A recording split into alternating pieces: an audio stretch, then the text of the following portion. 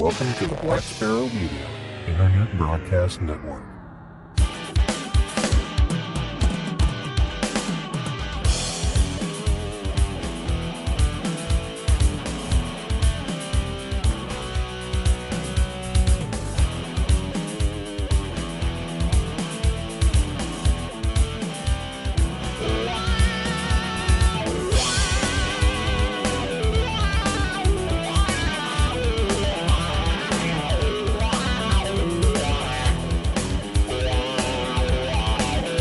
You are listening to Linux in the Ham Shack.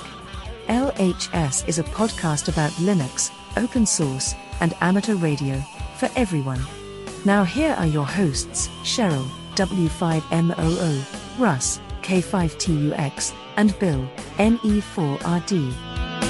Well, hello everybody, and welcome. You have tuned into episode number 550 of the most terrific amateur radio podcast on the internet. This is Linux in the Ham Shack, and you have joined us for our short topics episode this time around, so thanks for being here. We appreciate it. And before we dive into our topics for this episode, we'll go ahead and introduce ourselves. I'm Russ, K5TUX. I'm Cheryl, W5MOO. And I'm Bill, NE4RD. All right, so we're ready to dive in and stuff. And, well, Bill here did the first story and put it in the Etherpad, so maybe he's not doing a cold read, but I highly doubt it. But we'll let him go ahead and start anyway. Sounds good. Yeah, this is GNU Radio receives an award, not an award, an award, at the Ham Radio 2024, the International Amateur Radio Exhibition last week in Friedrichshafen, Germany. The Software Defined Radio Academy celebrated its 10th year anniversary. The winners of the Ulrich L. Rode Award, created in 2022 for innovative research in the field of software defined radio, were also announced. This was awarded to the GNU project for its good software solutions for software defined radio technology. GNU Radio is a free software development toolkit that provides signal processing blocks to implement software defined radios and signal processing systems. Also awarded was the Dark AJW team for the SDR questions in the new questionnaire and the standardization of education. According to the group leader, Matthias Young, DL9MJ, posting on the X, the team's work focused on integrating SDR into the German amateur radio exam and educational materials. That's kind of cool. Also, Rob Robinet, AI6VN, with Paul Elliott, WB6CXC, for their fundamental work and influence on scientific research in other areas. Also awarded was Christoph V. Vollen, Delta Lima 1 YCF, with Lawrence Barker, G8NJJ, for fundamental work on stations. And this came to us from the ARRL because it's such a huge, huge amateur radio news week. Yeah, absolutely. And please don't call it the X. Let's not give it that kind of credibility. I know. I added the in front of it. It's not in the read. Yeah, it doesn't need the boost, believe me. So anyway, yeah, interesting. This is going to be a little bit of an award show. I'm glad I didn't throw in the third one, because the Youth on the Air, or I guess it's AR Newsline, whoever does it, announced the young ham of the year. So, that'll be at Huntsville, right? Huntsville, yep, yeah, and we'll be there. So I don't know, we'll actually see it, but I mean, we'll be there. Yeah. So, but we do have another award coming up here. So anyway, I'll cold read my next story, since I cut and pasted this one. So this is the Intercontinental Traffic Net needs net controls. And I threw this in there because we had been talking about traffic not that long ago, and I thought it was interesting that there was a news story about traffic. In a post at QRZ.com, the Intercontinental Amateur Traffic Net, one of the oldest continuing nets in the United States, reports it needs your help. Holger, K2HES, said that the 20-meter net, also known as Intercon, needs additional net control stations to cover a 1-hour shift handling emergency communications. The net receives priority and emergency traffic on 14.300 daily from 1200 UTC to 1700 UTC during standard time. and from 1100 UTC to 1600 UTC during daylight savings time in the United States. It's interesting that they actually changed the UTC time as opposed to changing the local time. Hams with at least a general class U.S. license are eligible to fill one of the available slots as net control. Visit intercontinentalnet.org. Blah, blah, blah, blah, blah, blah, blah. For more details and to see the net control schedule with the shifts that are available. The Intercontinental Amateur Traffic Net was formed in 1960 to promote goodwill and friendly relations among radio operators everywhere. They handle third-party traffic and provide emergency communications to any location where the normal means are disrupted. So this came from QRZ.com forums, which is interesting. So now I'm going to have to listen to this 20 meter net from 1200 UTC. Let's see, 1200 UTC. That's like really early in the morning. So I won't be listening that early. Yeah, probably not. But I might listen toward the end to see what kind of traffic actually passes, because we did have a discussion about, does anybody pass traffic anymore? And apparently, yes. So I'm curious to see what this is all about. Interesting. Yeah, I thought it was interesting too. Oh, and you can if you really want to pass traffic, if you really don't want to be that guy on the repeater who says no traffic, you can actually pass traffic because they want people to do so. So I was going to have Cheryl read the next one, but apparently she had to step away from the microphone. So I guess Bill's going to read the next one.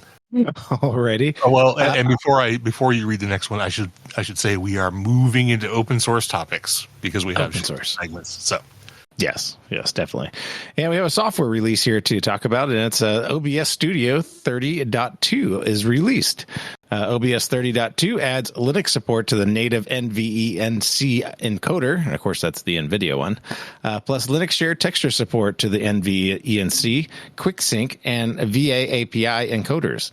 And as of this update, Pipewire window display capture is combined into a single unified screen capture source renamed as Display Capture XSHM to match other capture sources.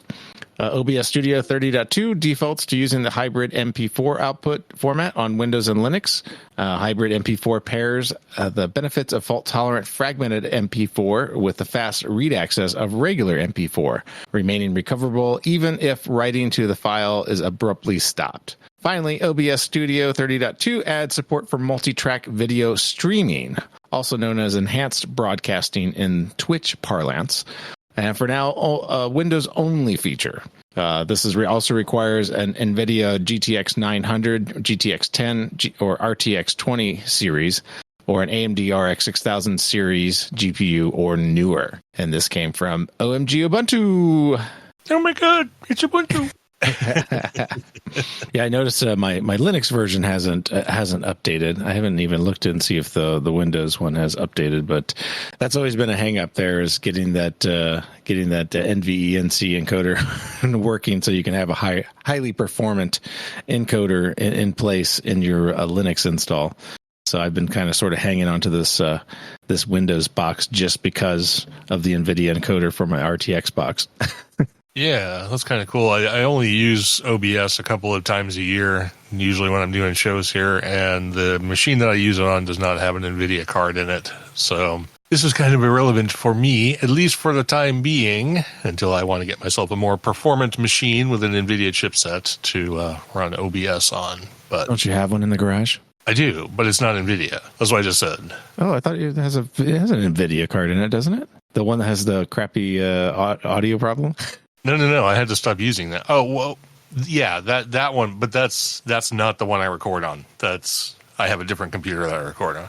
Yeah, no, I was just saying that you do actually have one.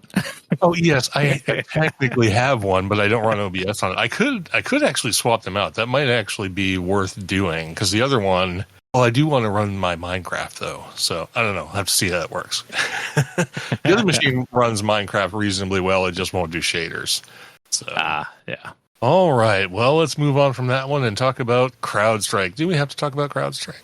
I think when we were talking about this last time, I was, and maybe we all were vacillating between CrowdStrike and CloudStrike. So don't knock us off. No demerits for that. It's a slip of the tongue. So sounds the same, right?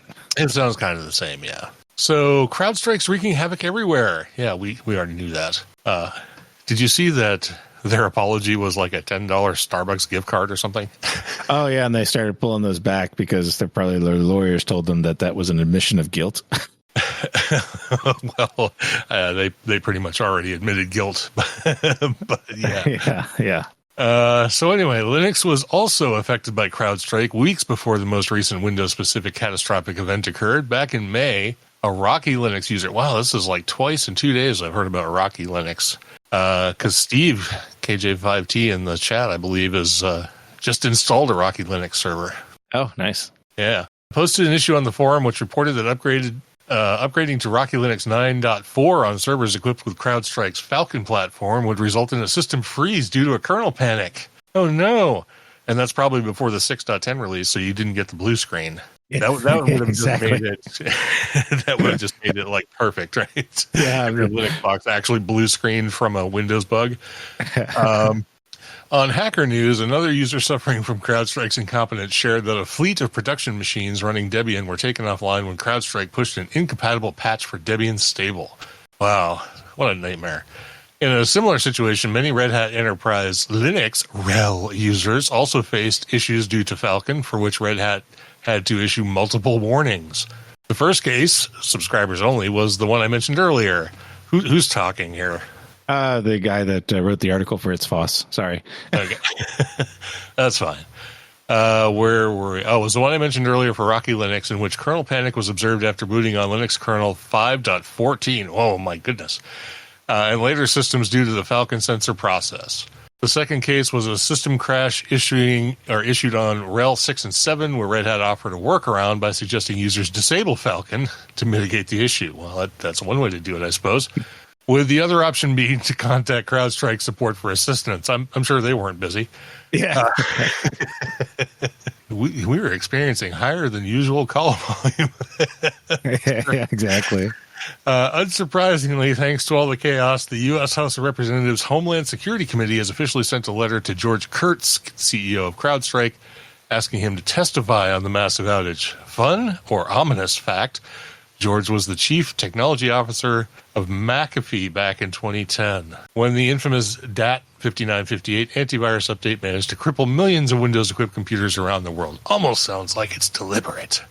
Anyway, guy for the job, right? He's got plenty of experience in destruction.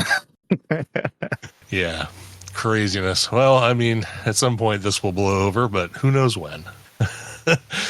So anyway, Cheryl has still not returned to the microphone. So I guess we're back to you and talking about the new version of Mintiness. Minty goodness. Oh, yes. We got some mints to share with you all here, not the kind you buy off of Amazon or whatever that is. These are Linux Mint 22. Wilma is released. Linux Mint 22, codename Wilma, is a long-term support release supported until 2029. It features a new Cinnamon desktop version, improved apps, and notable security changes, such as no more guest login by default. The kernel has been updated to Linux 6.8 with the new kernel updates every 6 months through the Ubuntu hardware enablement stack. Pre-installed language packages other than the selected one are removed post-installation to save disk space. Following the discontinuation of HexChat, Linux Mint has moved the Matrix Chat to the Matrix Chat network. Previously reported that they were developing a replacement to HexChat called Jargonaut, which appears to have gone stale. And of course, this brings it up to basing it on Ubuntu 2404 LTS. So this gets us up to date with the latest LTS from Ubuntu as its base. And I did not actually get a chance to run it or score it because I have my grandkids here. So, but you can assume it's going to be just as good as the 2404 LTS. A lot of people tend to like Linux Mint and the Cinnamon desktop, but I will probably give it a spin up in the upcoming weeks and take a look at it in a little bit more detail.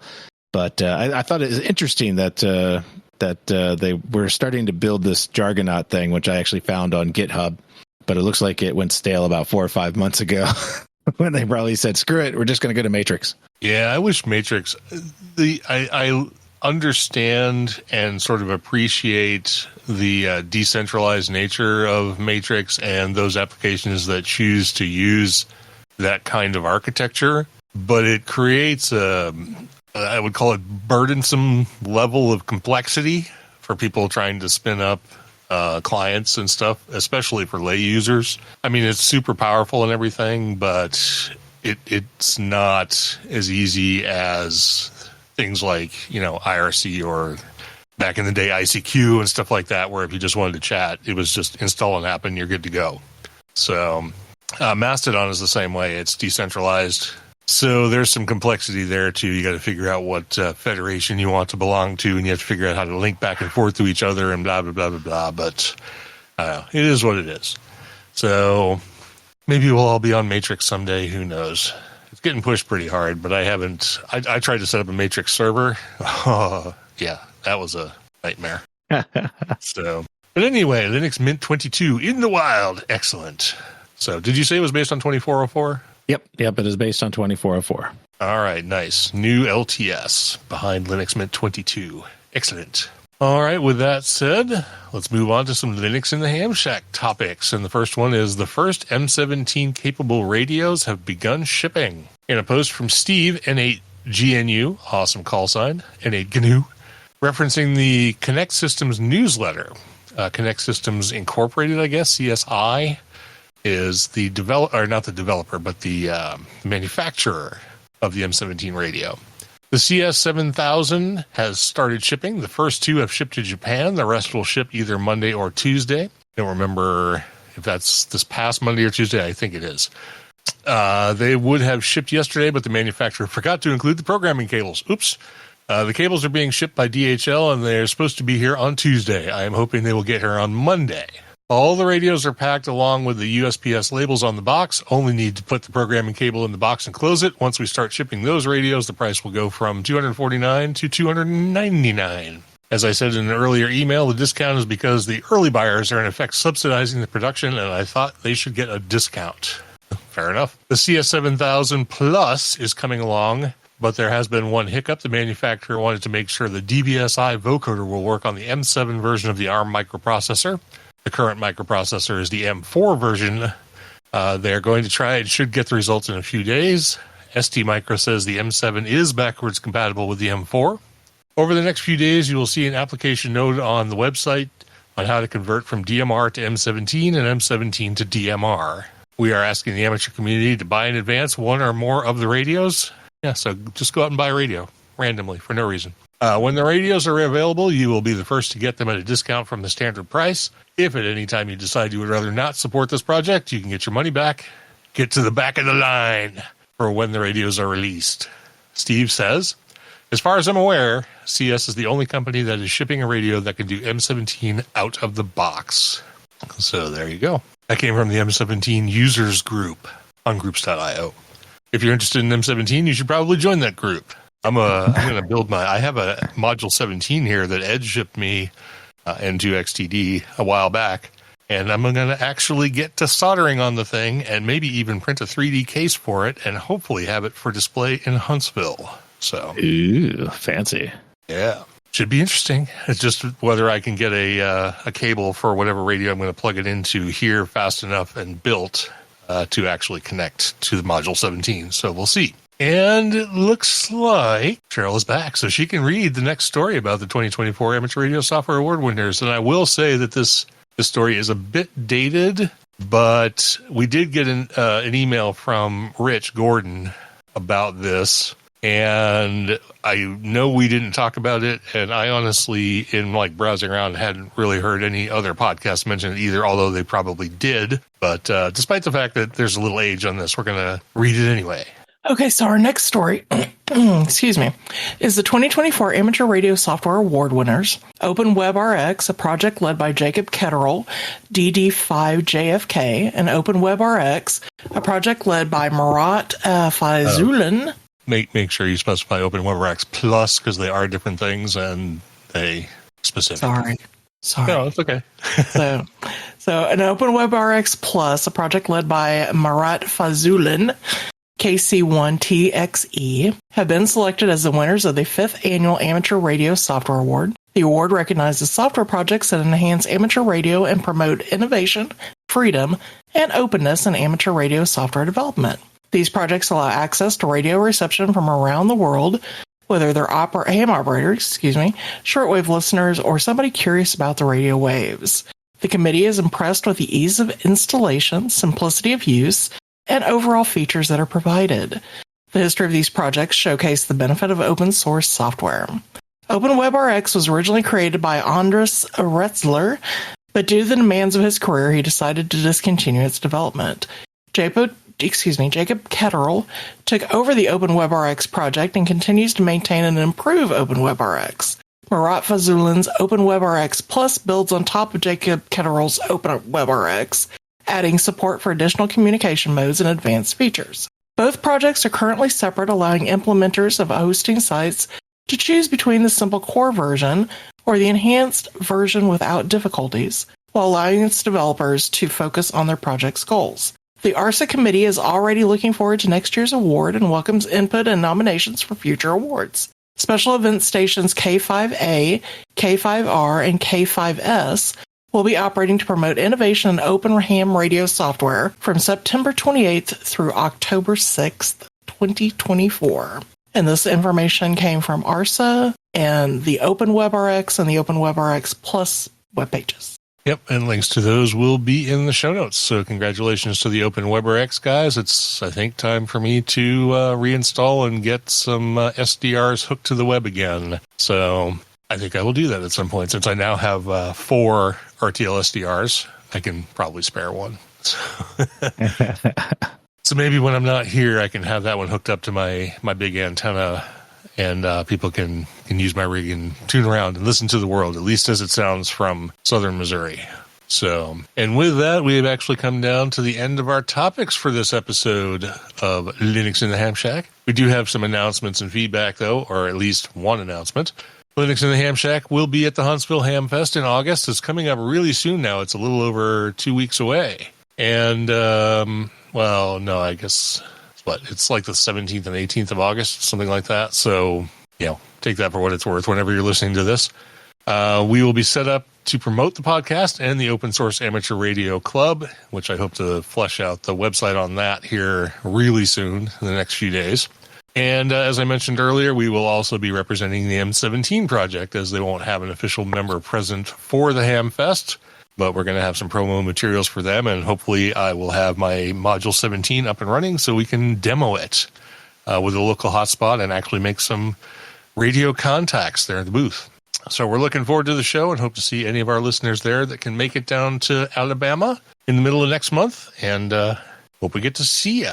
And with that, we'll move on to our last segment, the new subscribers, supporters, and live participants. And we do have a new subscriber, so woohoo! Awesome. Yeah, Cheryl. Yes. So our new subscriber is CodingCowboy, and he joined our subscriber and Patreon group. There was no one on Facebook, no one on Twitter or X, no one on Instagram, no one on Mastodon, no one on YouTube, but Discord has Johnny, N4JEK, and NMI. On our mailing list, we had John Clark and Chris LaRue. And in our live chat today, we have Mark, we have Tony at K4XSS, Jill K1TTZ, Steve KJ5T, and Bill NE3AJ. I know you were saying N3AJ, but you stuck an E in there. So. Okay, sorry. My brain tends to like look at other shit while I'm reading. Fair enough, but not sure where that E came from, unless my brain just flipped I'm not the even three sure around or something. I think it was just an extended N. Maybe. But, all right. Well, anyway, that brings us down to the end of the show. This has been our Short Topics episode. The next one, of course, will be a weekender, so we hope you'll tune in for that. Hope you enjoyed this episode, and we hope you also get out and enjoy the rest of whatever day you're listening to this has left for you. In the meantime, we're going to say goodbye from episode number 550 of Linux in the Ham Shack, and maybe we'll see you down in Alabama. Take care, everyone. We're going to sign off. I'm Russ, K5TUX. I'm Cheryl, W5MOO. And I'm Bill, NE4RD 73.